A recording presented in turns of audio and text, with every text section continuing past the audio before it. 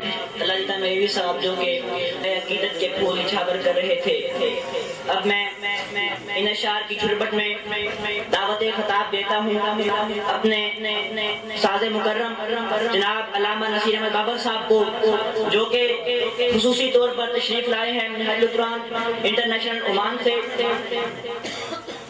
تمام ہم اس خالق ازل کے لیے سکون جو جھیل کو دیتا ہے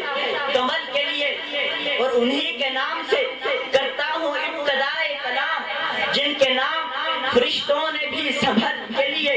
ہم اس رب کائنات کے لیے جس نے مختصر لفظ کن سے اس کائنات کو بنایا، اس کائنات کو آفاق سے سجایا، پھر اس آفاق کو ستاروں سے سجایا، ستاروں کو روشنی سے سجایا، روشنی کو کرنوں سے سجایا، اور کرنوں کو زیبائی سے سجایا،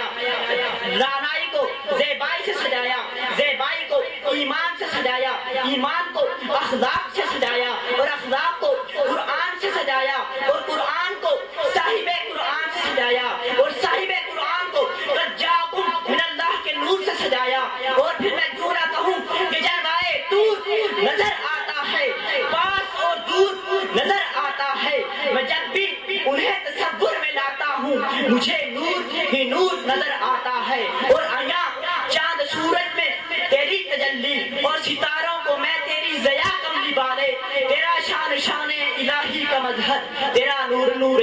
خدا کملی والے، تیرا نور نور خدا کملی والے. دعوت خطاب دیتا ہوں جناب علامہ نصیر احمد